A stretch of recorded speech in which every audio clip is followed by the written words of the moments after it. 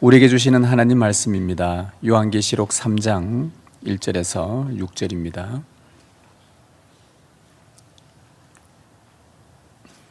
한 절씩 말씀을 교독하겠습니다. 4대 교회의 사자에게 편지하라. 하나님의 7 영과 7 별을 가지신 이가 이르시되 내가 네 행위를 아노니 네가 살았다 하는 이름은 가졌으나 죽은 자로다.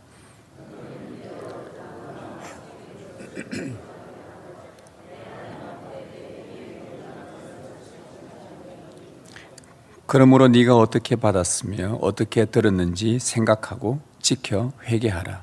만일 일깨지 아니하면 내가 도둑같이 이르리니 어느 때에 네게 이르는지 네가 알지 못하리라.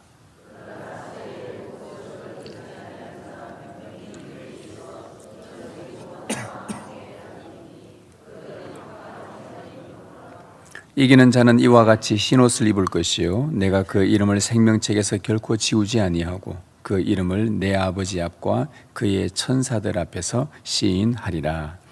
귀 있는 자는 성령이 교회들에게 하시는 말씀을 들을지어다. 아멘. 주님 감사합니다. 이제 우리가 주의 말씀을 듣겠습니다. 이 시간 주의 성령으로 우리 가운데 임재하셔서 주의 말씀을 깨닫는 은혜를 주시고 주의 말씀 앞에 우리가 큰 도전을 받고 주의 말씀을 따라 살고자 하는 그 삶의 결심들이 우리 가운데 일어나게 하옵소서. 주님 말씀하여 주옵소서. 우리가 주의 말씀을 듣겠습니다. 주 예수님의 이름으로 기도드립니다. 아멘. 2025년 마지막 주일입니다. 마지막 주일이 되면 늘 한 해를 돌아보게 됩니다. 일어나라 빛을 발하라. 여러분에게 올 한 해 어떠셨습니까? 다시 일어서는 한 해였습니까? 또 성도들과 이웃에게 빛을 비추며 또 사셨습니까? 믿음의 열매가 있었습니까? 한 해 동안 들려주신 여호수아 말씀으로 아마 여러분들이 일상에서 승리했을 것이라 제가 생각을 합니다. 그러나 또 반면에 우리가 그리스도인이라는 이름은 가지고 있는데 그 이름에 어울리지 않는 은행도 있었을 것입니다. 우리 안에서 그런 부분들이 발견되면 참 많이 아쉽고 우리 자신들도 참 속상하기도 하죠. 오늘 설교는 그리스도인이라는 이름에 어울리지 않았던 초기 기독교회 시대의 한 교회를 소개하려고 합니다. 마지막 주일 예배 시간에 이 주님께 책망받은 교회를 소개하는 이유는 우리가 한 해 동안 그리스도인답지 않았던 우리의 삶을 한번 돌아보는 시간이 되고요. 또 잘 정리해서 그리스도인의 정체성을 새롭게 다지고 새해를 새 출발하기 위함입니다. 여러분, 예수님께서 승천하시고 난 이후에 교회는 로마 제국 아래에서 약 300여 년 동안 많은 핍박과 고난 속에서 버텨왔습니다. 여러분, 말이 300년이지 300년간의 박해라는 것은 정말 견디기 힘든 시간이었죠. 그러나 하나님께서 허락하신 시간이었습니다. 그래서 교회들은 그 박해의 기간 동안에 복음을 끝까지 붙들고 그 생명을 복음을 지켜나가야만 했었습니다. 근데 참 이상하리만큼 박해의 강도가 심하면 심할수록 교회의 복음은 더욱 빛이 났었습니다. 믿는 자들이 더 주님 앞에 나오는 자들이 많았다는 것이죠. 참 아이러니한 일입니다. 박해가 심하면 심할수록 교회의 복음은 더욱 빛났습니다. 자, 그러다가 300여 년쯤 지나서 서기 313년 약 4세기 무렵 때에 로마가 기독교를 국교로 정합니다. 이 또한 아이러니한 일이죠. 그렇게 박해하던 기독교를 갑자기 국교로 정합니다. 그러면서 나타난 현상이 뭐냐? 교회의 박해가 사라집니다. 성도들이 얼마나 기뻤을까요? 교회가 얼마나 쾌재를 불렀을까? 이야, 드디어 하나님께서 우리의 기도를 들으셨구나. 드디어 우리에게 핍박이 사라졌구나. 종교의 자유가 생겼구나. 너무 기쁘다. 그동안 여러 핍박 속에서 교회들이 생명을 걸고 믿음을 잘 지켜왔습니다. 그런데 박해가 사라지면서 한 가지 또 나타난 현상이 뭐냐? 신앙생활이 편해지기 시작합니다. 자유가 생기니까. 그러면서 교회의 영적 상태가 서서히 조금씩 변질되어 가기 시작했다는 거죠. 교회가 나라의 종교가 되다 보니까 규모가 일단 커집니다. 그전에는 각 가정에서 소수들이 모여서 그렇게 예배드리는 모습이 이제는 규모가 커져요. 나라가 국교로 정하다 보니까 재정이 많이 모였습니다. 외형이 점점 화려해지기 시작합니다. 무엇보다 직분이 계급화되기 시작했죠. 여러분, 안 믿는 사람들은요, 우리 교회 안에 이 직분을 계급으로 알고 있습니다. 제가 만나본 안 믿는 사람들이. 그래서 제가 어떤 집사님하고 얘기하다가 자기 친구분이 이런 말을 했더래요. 그분이 서리 집사인데, 야, 니 언제 목사 되노? 서리 집사 되고, 다음엔 집사님 되고, 뭐 여자분들 권사님 되고, 장로님 되고, 목사, 이게 뭔가 서열로 올라가는 줄 알았는가 봐요, 안 믿는 사람들은. 근데 이게 4세기 당시 교회에 이런 직분의 계급화가 일어나는 거예요. 박해를 받던 때는 교회가 세상과 구별되었었는데, 박해가 사라지고 국교가 되면서 교회는 세상과 점점 비슷하게 닮아가기 시작했던 것입니다. 그때에 신실한 성도들이 의문을 갖기 시작했죠. 여러분, 어느 시대나 타락을 하게 되면 타락했다고 모두가 타락하지는 않죠. 그곳에 순수한 신앙을 지키려는 소수의 성도들이 있기 마련입니다. 그때 그 신실한 성도들이 교회를 염려하며 이런 질문을 던졌습니다. 과연 이것이 사도들이 전해준 복음의 모습인가?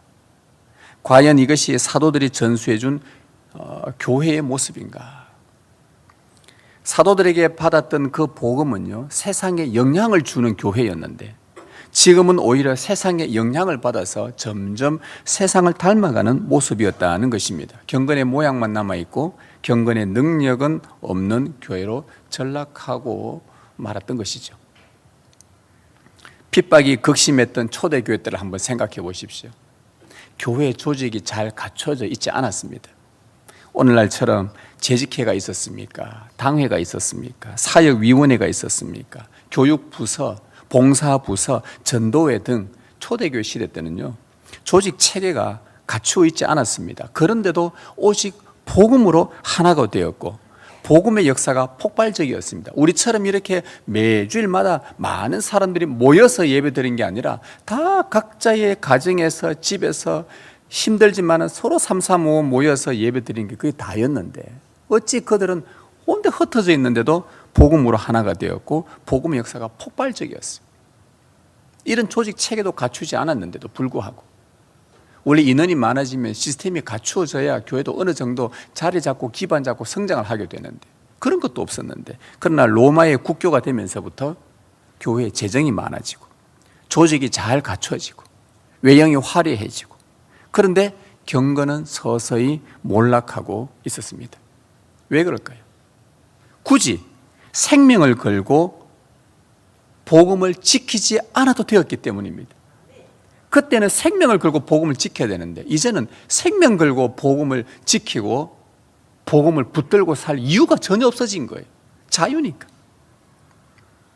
그러니까 점점 타협하게 되고, 타협해도 어느 정도 이해를 해주고, 교회는 그들의 이해를 해주면서 성도들이 돈 조금 더 내면은 또 없던 걸로 해주고, 그렇게 다 넘어가 버렸단 말이죠. 복음에 대한 순수함이 사라지게 된 것입니다. 교회는 점점 조직화되고 권력화되고 계급화되고 돈이 우상이 되면서 세속화가 교회를 무섭게 침공하게 된 것입니다.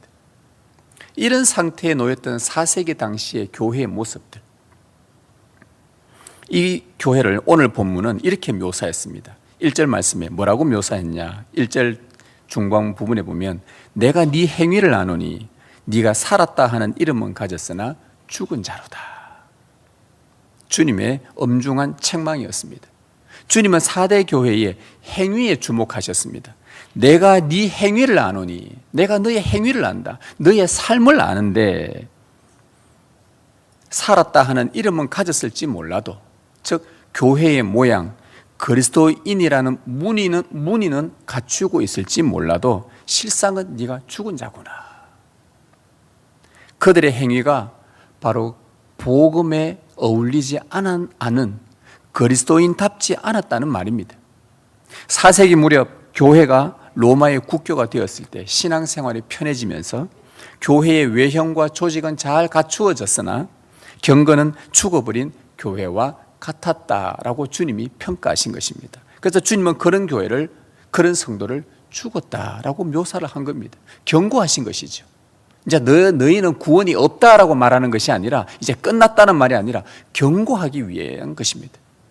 사도 바울도 이와 비슷한 말을 남겼습니다. 디모데전서, 그가 마지막 쓴 편지 디모데서에 보면 그가 이런 말을 남겨요. 아, 이 시대의 마지막이 이렇구나 하면서 향락을 좋아하는 자는 살았으나 죽었느니라. 여러분, 오늘 읽은 본문과 유사하지요? 살았으나 죽었다. 무엇을 좋아하는 자요? 향락을 좋아하는 자. 바울이 말했던 향락을 좋아한다는 말이 무슨 뜻일까요? 세상을 쫓는다는 말입니다. 이것이 의미하는 바는 교회는 다니고 있는데 성경의 명령과 성경의 교훈과 성경의 가치들로 내 삶을 만들어가지 않는다는 뜻입니다. 세상의 향락을 좋아하니까 그 행위가 세속적일 수밖에 없지 않습니까? 바울은 이런 자를 사대교회처럼 살았으나 죽었다고 묘사를 한 거예요. 우리 주님은 그 교회의 행위에 주목을 하셨어요. 그들의 삶을 주목을 하셨어요. 듣는 것에만 있는 게 아니라 그들의 행위에 주목하셨어요. 믿음에 합당한 삶을 살아내고 있는가? 그리스도인에 어울리는, 복음에 어울리는 삶을 그들에게 살아내고 있는가? 이 행위에 집중을 하셨어요.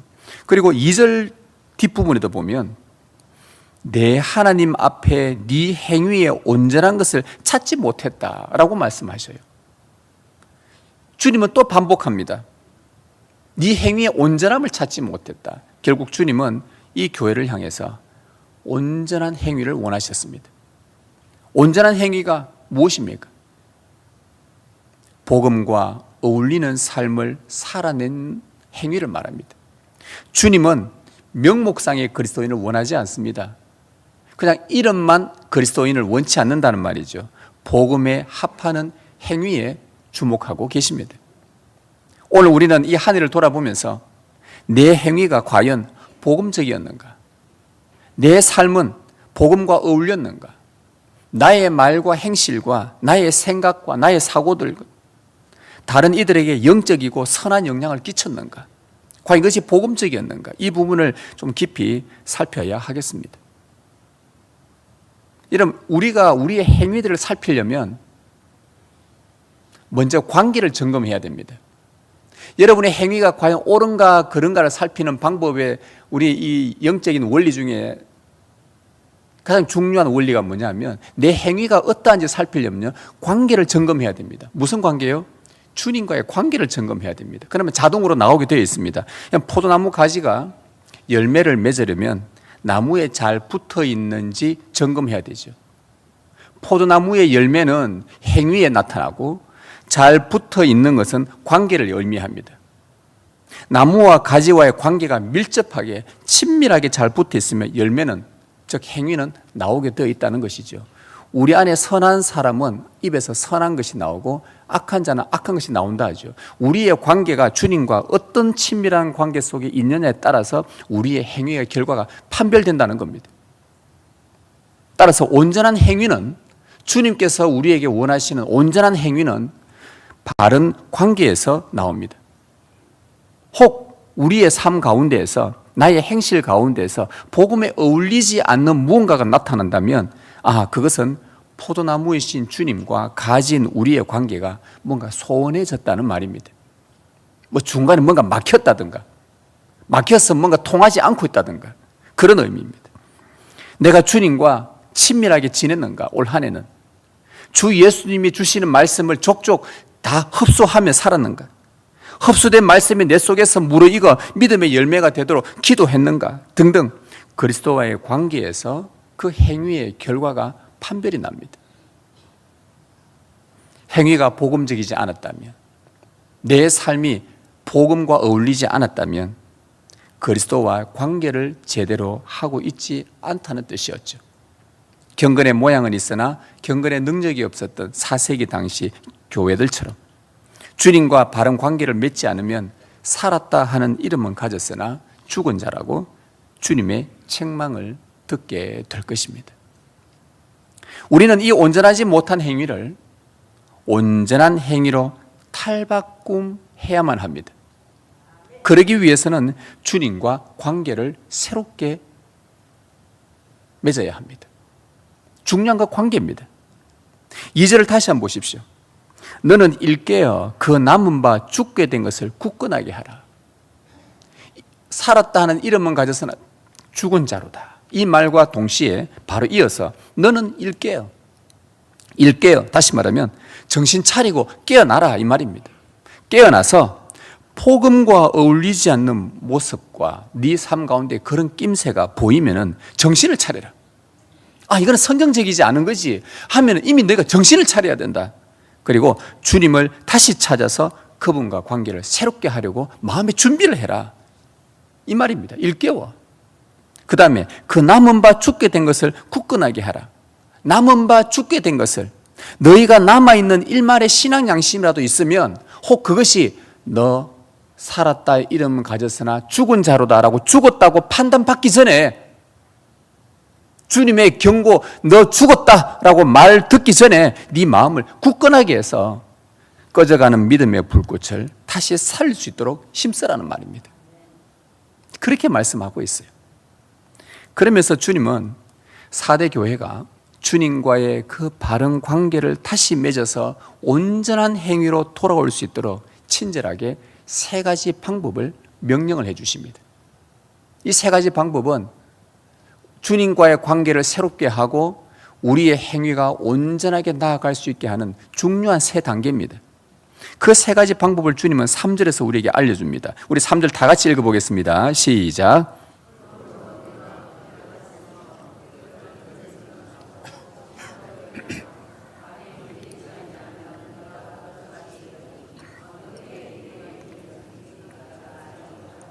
자, 3가지 방법이 뭔가 보니까 그러므로 하면서 네가 어떻게 받았는지 어떻게 들었는지, 처음 1단계가 뭐냐니까 생각하고, 2번째 단계는 지켜, 3번째 단계는 회개하라. 이 3가지는요 굉장히 단순하지만 그러나 주님과 바른 관계를 갖는 가장 기본적인 영적 습관입니다. 단계별로 되어져 있습니다. 여러분, 먼저 첫 번째 단계는요, 어떻게 받았으며 어떻게 들었는지 생각하라입니다. 이게 무슨 말일까요? 4대 교회가 처음에 그리스도의 복음을 어떻게 들었는지, 너희가 처음에 받았던 그 복음이 어떠했는지를 생각해보라 이 말입니다. 이 생각하다는 단어는 원어적으로 기억하다는 뜻이에요. 기억해라, 생각하라 같은 의미입니다. 듣고 받았던 복음을 아주 사려 깊게 생각하고 계속 기억하라는 말입니다. 우리 성도가 참 잘 못하는 게 뭐냐? 가장 쉬우면서도 가장 잘 못하는 게 기억해내고 생각해내는 겁니다. 자꾸 잊어버려요. 그냥 나이가 들어서 잊어버리는 게 아니라 의도적으로 잊어버리려고 하는 경향도 있는 것 같아요. 그런데 오늘 성경은 뭐라 그러냐? 네가 주님과 관계를 새롭게 하고 싶으냐? 그러면 네가 처음에 들었던 복음 다시 생각해봐라. 그게 어떤 거였는지, 네가 받아들였던 그 복음, 네가 너를 구원으로 인도했던 그 복음 생각해내라, 기억해내라. 주님과 바른 관계를 맺는 첫 단계는요, 복음을 다시 듣는 것입니다.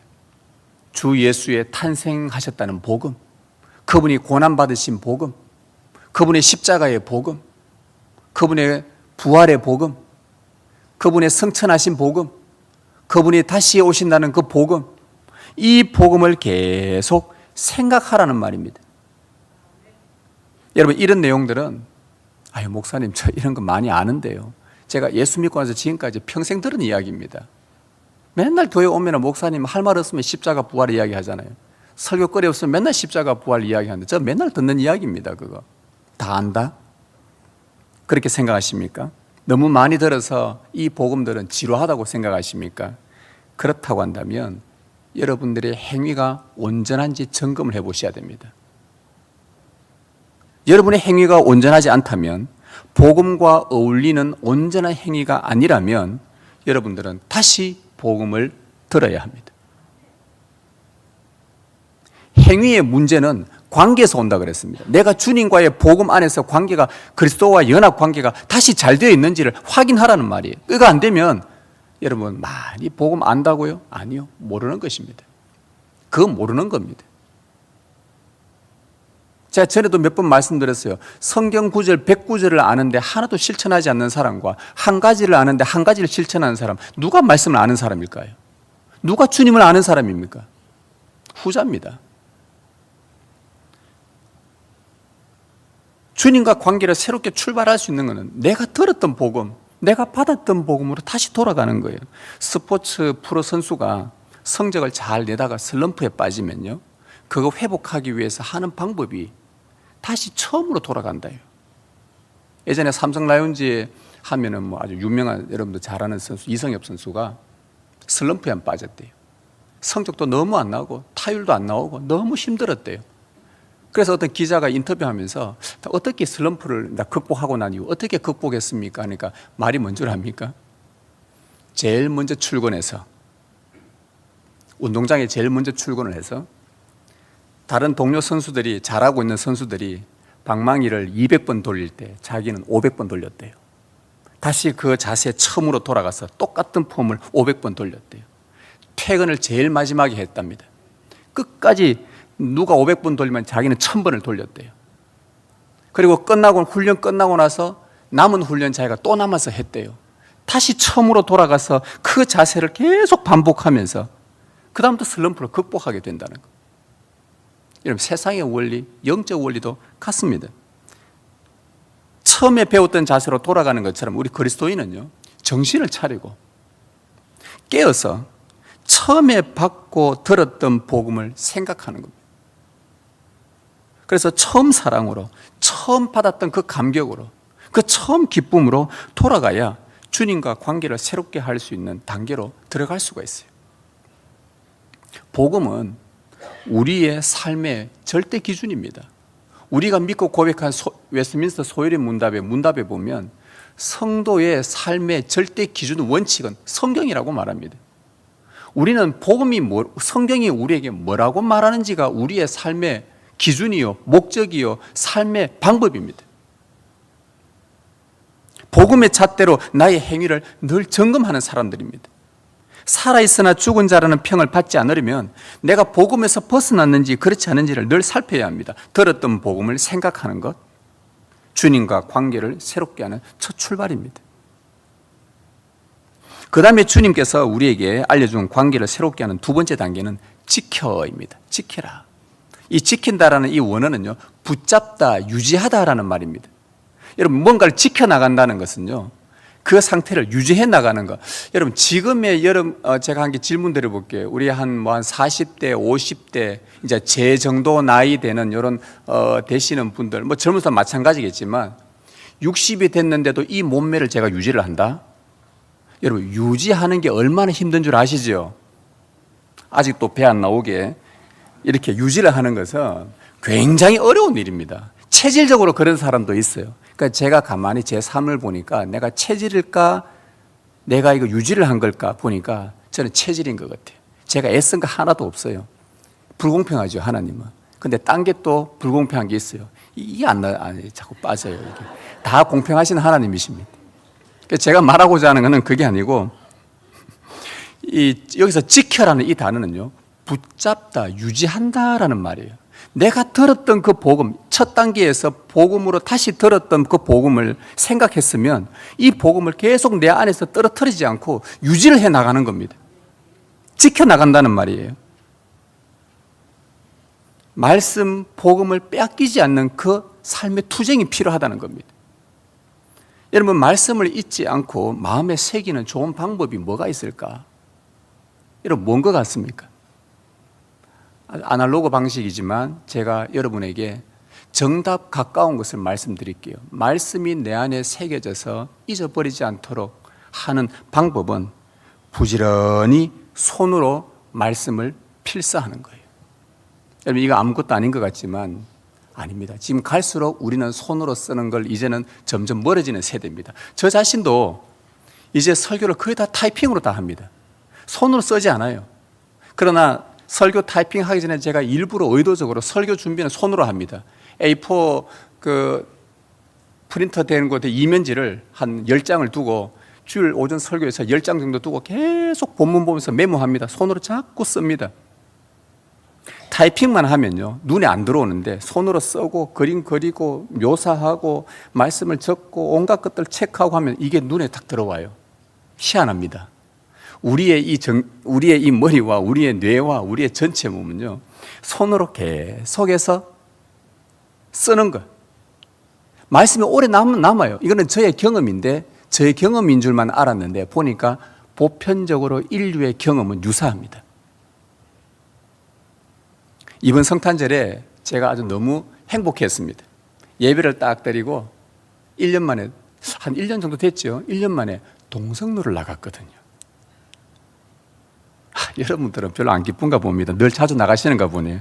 한 번 나갔어요. 나가서 저는 동성로에 가면은 항상 가는 곳이 교보문고 서점 갔다가 밑에 하트렉스에 문구류에 갑니다.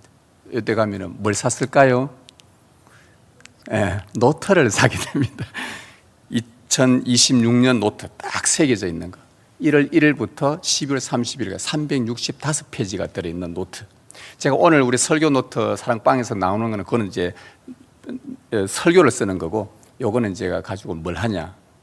우리 주보에 나오는 날마다 주님과 함께 나오는 새벽기도 말씀들 있죠. 월요일부터 금요일까지 요 말씀들을 매 페이지마다 적습니다.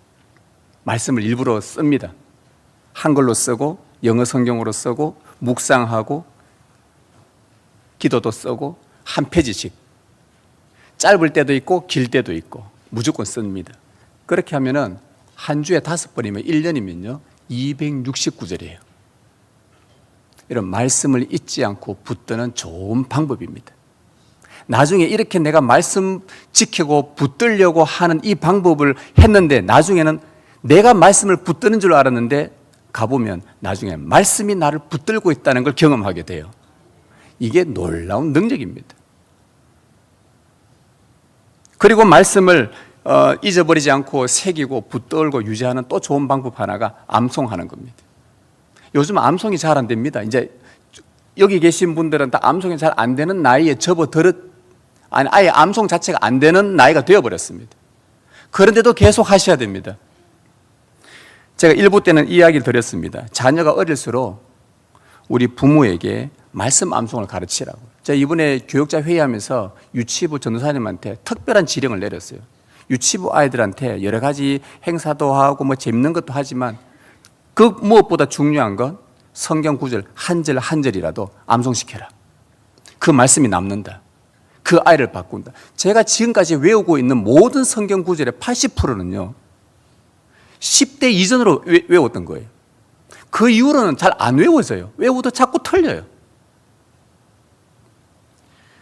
듣고 받았던 복음을 마음에 잘 붙들고 있어야 주님과 관계를 새롭게 할 수 있습니다. 그럴 때에 온전치 못한 내 행위의 문제점을 발견하게 돼요. 복음으로 돌아가서 복음을 간직하고 있어야 내 행위가 탁 맞닥뜨리면 이 복음이 바로 반응을 해버린단 말이에요. 이 안에 말씀이 없으면 이게 반응이 아니에요. 양심에 이게 무뎌져 가지고. 그런데 이게 말씀이 계속 가지고 있으면, 새기고 있으면은 나의 온전치 못한 행위가 딱 생기는 즉시 바로 딱 발견되고 정신 차리고 깨어서 내 다시 마음을 굳건하게 할 수 있기 때문입니다. 주님께서 이 두 번째 단계를 주시고 그 다음 세 번째 주님과 새롭게 할 수 있는 마지막 단계로 가는 게 뭐냐? 회개하라입니다. 여러분, 회개가 가능하려면 앞에 두 단계가 전제되어야 됩니다. 앞에 두 단계 없이 회개는요 거의 회개 같지가 않습니다. 복음을 다시 생각하고 복음을 지켜 붙잡아야 이 복음의 거울에 비추어 내 문제가 이거였구나. 이것 때문에 주님이 나보고 너 살았다는 이름은 가졌으나 죽었다라고 말씀하신 거구나. 이 내 죄가 무엇인지 구체적으로 알게 된다는 말입니다. 여러분, 우리는요 우리의 습관적으로, 제가 여러분들과 저도 마찬가지인데 습관적으로 우리는 회개를 두리뭉실하게 하는 경향이 있습니다. 두리뭉실하게 회개합니다. 자, 오늘 우리 제 고백에 기도하십시다 하면 눈 감고 하나님, 뭘 잘못했는지 정확하게 체크해내지는 못하고 구체적으로 무슨 죄인지 하나님이 뭐가 기뻐하지 않는지는 모르고 그냥 하나님 저의 죄를 용서하시고 뭔지 모르고 그냥 저의 죄를 용서해 주시고 저의 허물을 용서해 주고 그냥 두루뭉실 묶어서 용서해 달라고만 기도합니다. 습관적으로 이렇게 기도하는 것이 익숙합니다. 그렇게 되면 구체적인 행위에 대한 지점을 발견하지 못하면 또다시 그 행위는 반복되게 되어 있습니다. 그런 걸 우리는 회개라고 말하지 않습니다. 회개는 돌아서는 거거든요. 그러면 내가 뭐가 문제였는지 그걸 찾아서 거기서 돌아서려면은 구체적으로 그 죄를 찾아내는 것이 돼야 됩니다. 그러려면은 그냥 찾아내집니까? 복음을 다시 또 들어야 돼요. 그리고 복음을 계속 비추어줘야 돼요. 그래서 회개라는 것은 구체적인 나의 죄를 찾아내는 고통의 시간이 요구됩니다. 단번에 회개가 안 일어납니다. 회개가 그렇게 어려워요. 기독교 신앙에서 정말 어려운 것 중에 하나가 회개입니다. 단번에 안 찾아내집니다. 우리는 그냥 일주일 이렇게 삽니다. 그러다가 주일날 오면은 자 우리 회개하십시다 하면은 하나님 용서해 주십시오. 이건데 뭘 구체적으로 잘못했는지를 한 번도 말씀에 비춰본 적이 없으니까 메모를 해본 적이 없으니까 말씀을 빗대어서 써서 이 말씀과 나를 정면으로 직면해 본 적이 없으니까 그냥 두리뭉실 하나님 용서해 주옵소서. 복음과 어울리지 않았던 나의 행위를 하나하나 체크내려면요 시간이 필요합니다. 사실 저희가 어릴 때 저희 집이 우리 아이들을 홈스쿨링을 했는데 했던 이유 중에 하나도 이겁니다. 학교를 보냈어요. 학교 갔다가 돌아왔어요. 자, 우리 학교 갔다 왔으니까 학교에서 믿음으로 잘 살아내려면 우리 큐티도 하고 말씀 묵상도 하고 이것도 해야지 하면서 성경도 하는데 애들을 그렇게 하려고 마음먹었는데 그런 점검할 시간을 주지 않는 것이 학교 생활이더라고요. 정신이 없어요. 그래서 제가 그때부터 학교를 보내는 학부모님들을 위대하게 생각했습니다. 야, 이 정신없이 학교를 보내고 있구나. 이러다가 우리 아이들도 정신없이 세상에 팔려가 있구나. 그래서 애들은 안 되겠다. 하나하나 말씀 앞에서 그들의 삶을 점검시켰고 5개의 항목으로 나누어서 지성적으로, 육체적으로, 정서적으로 또 경건한적으로 또 우리의 삶의 형태들 속에서 하나하나 체크를 해서 이 부분이 뭐가 잘못된 건지 이것이 뭐와 말씀과 안 맞는 건지 이거 체크하려면 시간이 필요하더라고요. 그래서 학교를 안 보냈던 겁니다. 그 삶을 보냈어요. 그 삶을 20년, 23년을 이렇게 보냈단 말이죠. 그만큼 우리가 회개할 내용이 구체적인 내용을 찾아내는 데는 오랜 시간이 걸리고 고통 시간이 걸려요. 그게 한번 걸리고 나면 그 다음부터는요 그 부분에 대해서 다시 똑같은 일을 범죄하지 않습니다. 저희 집 둘째 아이가 11조를 절대 이제는 안 빠집니다. 무조건 소독의 12일은 무조건 합니다. 왜요? 그거 한번 했다가 시계 한번 하나님 앞에 당한 적이 있었거든요. 큰 하나님 앞에 한번 혼이 났거든요. 그래서는 그때 말씀하고 체크하고 그게 6살 때인가 7살 때인가 그랬을 거예요. 그래서 홀라당 자기 물건 다 뺏겨버렸어요. 하나님 앞에. 자기 좋아하는 거 싹 다 버려버렸어요. 그때부터는 큰 충격을 먹고 지금까지 이제는 그 충격 다시 안 먹으려고 11조 하는 게 아니라 이제는 하나님의 은혜에 감사해서 자발적으로 11조를 합니다. 여러분 회개를 한다는 것은 굉장히 어려운 일입니다. 많은 시간이 요구됩니다. 고통의 시간이 됩니다. 인내의 시간이 필요합니다. 그러려면 또 복음으로 돌아가야 됩니다. 또 복음을 내 마음에 새겨놔야 됩니다. 그래서 무늬만 교인이 아니라 구체적으로 내가 뭐가 문제였는지를 찾아내면 이 부분을 가지고 회개를 해야 됩니다. 주님과의 관계가 새로워집니다. 달라집니다. 삶이. 다시 복음을 생각하는 것, 다시 복음을 지켜내는 것, 복음에 따라 회개하는 것. 그래서 주님과 바른 관계를 맺고 온전한 행위로 나아갈 수 있기를 바랍니다. 만일 이 복음으로 다시 돌아가지 않으면요, 다시 붙들지 않고 지켜내지 않으면, 회개하지 않으면 주님께서요 한 가지 무서운 경고가 뭐냐? 도둑같이 이러겠다. 3절 다시 한번 보십시오. 그러므로 네가 어떻게 받았으며 어떻게 들은지 생각하고 지켜 회개하라. 만일 일 깨지 아니하면, 만일 이렇게 하지 아니하면 내가 도둑같이 이럴 것이다. 주님의 심판의 경고입니다. 기름 준비하지 않았던 5 처녀에게 주님은 도둑같이 임했습니다. 평소에 기름 준비하지 않고 있다가 갑자기 찾아온 주님의 심판에 천국 문이 닫혀서 들어가지를 못한 거예요. 그들은 기름 준비를 못했습니다. 오늘날로 말하면 교회는 다니는데 이름만, 무늬만 교인이고 행위는 전혀 복음적이지 않았다는 말입니다. 복음을 생각하고 지키고 회개할 기회가 여러 번 주어졌지만 복음이 자기 인생에서 뭐 그렇게 중요할까? 이게 내 인생에 중요한 게 너무 많은데 굳이 복음이 내 인생에 그렇게 많은 자리를 차지할까? 굳이 행위에 내 삶을 맞출 필요가 있을까? 필요 없다고 생각하며 산 거지요. 이게 기름 준비하지 않은 다섯 처녀와 삶이었습니다. 결국 그들에게 주님은 심판이 있을 뿐이에요. 우리는 깨어 있어야 합니다. 여러분, 이런 책망 속에서도 우리의 소망은 이 4대 교회에 하나님 앞에서 복음을 따라 살았던 소수의 성도들이 있었다는 거예요. 이게 우리의 소망입니다. 나도 온전하지는 않지만 그러나 이렇게 살아낸 성도들이 있구나. 그러면 우리도 그렇게 살아낼 수 있겠구나. 하나님의 은혜 안에 붙들려 살 수 있겠구나. 아예 한 명도 없었다면 답이 없는데 소수의 성도들이 있었대요. 4절에 보니까 그러나 4대에 그 옷을 더럽히지 아니한 자 몇 명이 네게 있어 흰 옷을 입고 나와 함께 다니리니 그들은 합당한 자인 영고라. 옷을 더럽히지 않은 자, 이 옷이 무슨 옷입니까? 하나님의 은혜로 입은 구원의 옷, 그리스도의 의의 옷을 입은, 여러분 그리스도의 옷을 다 입었지 않습니까? 주 예수 그리스도를 믿음으로 말미암아 의롭게 되는 그 옷을 다 입었지 않습니까? 이 옷, 그런데 이 옷을 더럽히지 않았다는 것은 복음에 합당하게 온전한 행위, 주님께서 말씀하신 온전한 행위로 살았다는 말이에요. 그러면 온전한 행위라는 게 무슨 말입니까? 다시 한번 질문합니다. 이 온전하게 살았다는 게 뭡니까? 말씀을 어긴 적이 한 번도 없다는 말입니까? 내가 도덕적으로 완전하다는 말입니까? 아닙니다. 옷을 더럽히지 않았다는 것은 이 도덕적인 완벽함이 아니라 하나님과의 관계 속에서 내가 주님이 말씀하실 때마다 내가 어떻게 반응 보였는가입니다. 주님께서 너 다시 복음 생각해라. 주님 알겠습니다. 제가 정신 차리겠습니다. 또 말씀 다시 생각하고요. 너 말씀 끝까지 붙들고 지켜 유지해라. 주님 알겠습니다. 제가 정신 차리겠습니다. 너 회개해야 된다. 알겠습니다. 주님 제가 이 부분 회개하겠습니다. 그때마다 주님과의 관계 속에서 주님 말씀하실 때마다 온전하게 반응하는 거예요. 주님과 바른 관계를 맺고 있으면 주님께 듣고 받았던 복음을 생각할 수밖에 없고 그 복음을 잊지 않으려고 붙들고 지키고 그러던 중 내 안에 죄와 허물이 발견되면 주님 내가 살았다 하는 이름은 가졌는데 참 죽은 자와 같군요. 정말 제가 내 자신을 봐도 너무 탄식이 나옵니다. 하나님 저 용서해 주십시오.